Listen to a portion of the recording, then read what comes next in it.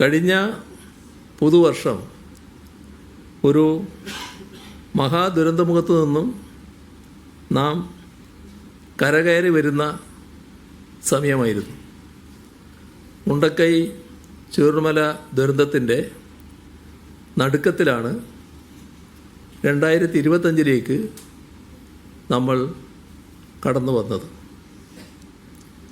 ലോകമെമ്പാടുമുള്ള മലയാളികൾ ഒറ്റ മനസ്സോടെയാണ് ദുരന്തബാധിതരോട് ചേർന്ന് നിന്നത്. 2026 കടക്കുന്നത് മറ്റൊരു അനുഭവമായാണ്.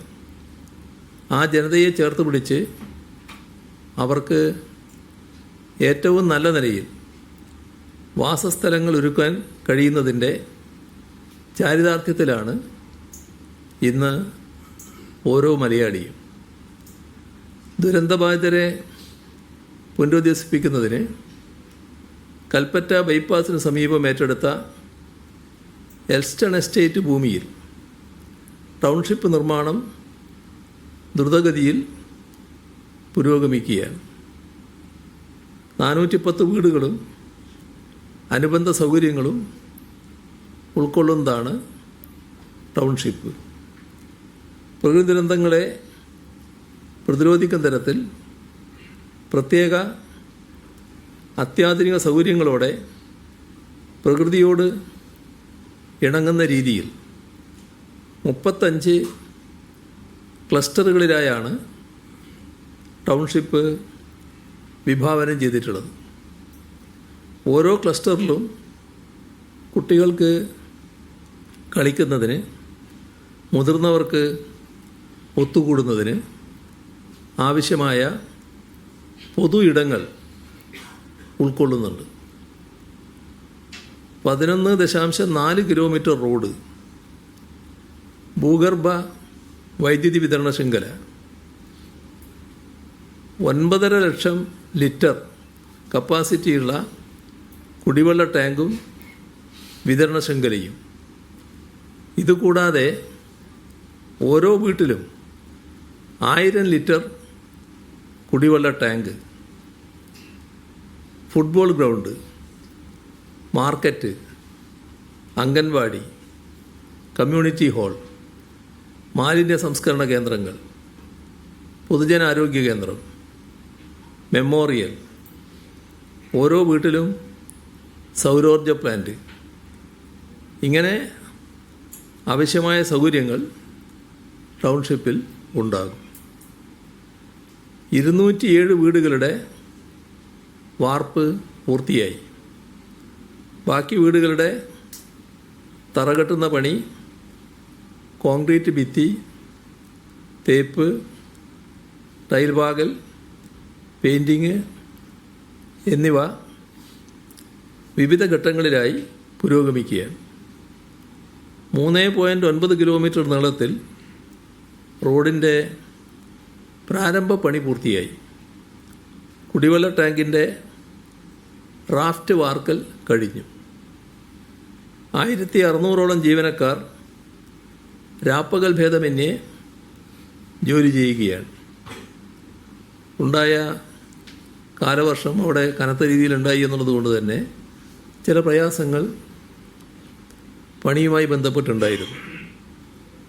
58 ഘട്ടങ്ങളിലായി ഗുണമേന്മ പരിശോധിച്ച് ഉറപ്പുവരുത്തിയാണ് അടുത്ത ഘട്ടത്തിലേക്ക് കടക്കുന്നതിന് അനുമതി നൽകുന്നത്.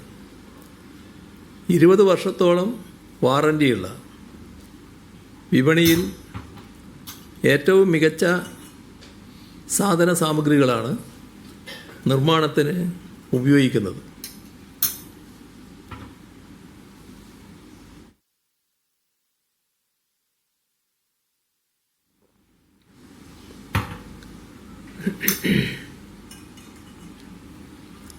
സിമൻറ്റ്, മണൽ, മെറ്റൽ, കമ്പി മുതലായവ നിർമ്മാണ സ്ഥലത്ത് സജ്ജീകരിച്ചിട്ടുള്ള ലാബിലെ ടെസ്റ്റ് കൂടാതെ സ്വതന്ത്ര മൂന്നാം കക്ഷിയുടെ പരിശോധന കൂടി നടത്തി ഗുണമേന്മ ഉറപ്പുവരുത്തിയ ശേഷം മാത്രമാണ് ഉപയോഗിക്കുന്നത്.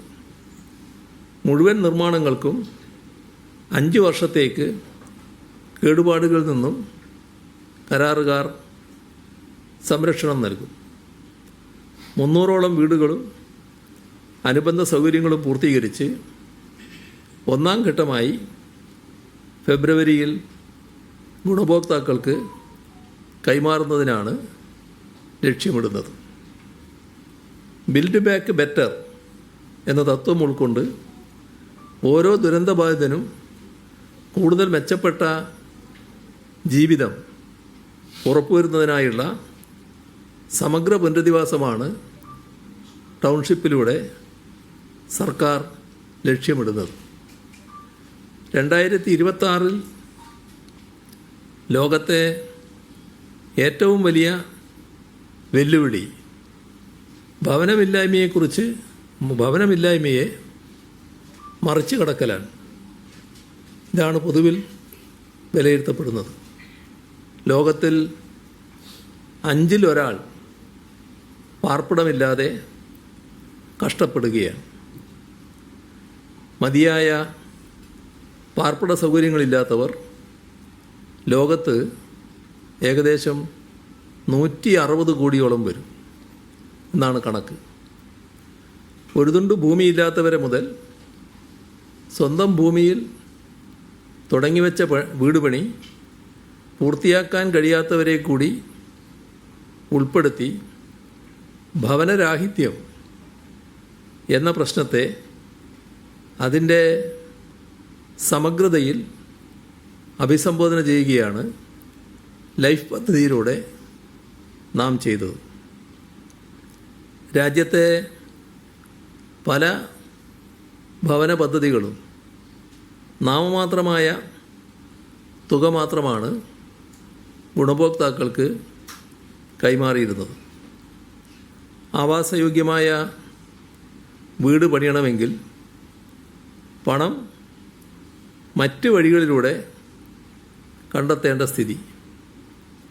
ലൈഫ് മിഷന് കീഴിൽ വീട് നിർമ്മിക്കാൻ പര്യാപ്തമായ തുക യാഥാർത്ഥ്യബോധത്തോടെ കണക്കാക്കി അത് കൈമാറുകയാണ് ചെയ്തത്. ഭവന നിർമ്മാണത്തിന് 4 ലക്ഷം രൂപ നൽകുന്നു. അതുമാത്രമല്ല, നിർമ്മാണ സാമഗ്രികൾ കുറഞ്ഞ വിലക്ക് ലഭ്യമാക്കിയും തൊഴിലുറപ്പ് പദ്ധതിയുമായി ബന്ധപ്പെടുത്തി തൊഴിലാളികളെ ലഭ്യമാക്കിയുമെല്ലാം ഭവന നിർമ്മാണത്തെ സഹായിക്കുന്ന നിലപാടാണ് ഇവിടെ സ്വീകരിച്ചത്. പാർശ്വവൽക്കരിക്കപ്പെട്ടതും ആലംബഹീനരുമായ ആളുകളെ കണ്ടെത്തി അവർക്കാണ് ആദ്യം വീടുകൾ നിർമ്മിച്ചു നൽകിയത്. മാനസിക വെല്ലുവിളി നേരിടുന്നവർ, ശാരീരിക അസ്വാസ്ഥ്യങ്ങളുള്ളവർ, അഗതികൾ, ട്രാൻസ്ജെൻഡേഴ്സ്, ഭിന്നശേഷിക്കാർ, കിടപ്പ് രോഗികൾ, അവിവാഹിതരായ അമ്മമാർ, അപകടത്തിൽപ്പെട്ട് ജോലി ചെയ്ത് വരുമാനം കണ്ടെത്താൻ കഴിയാത്തവർ, വിധവകൾ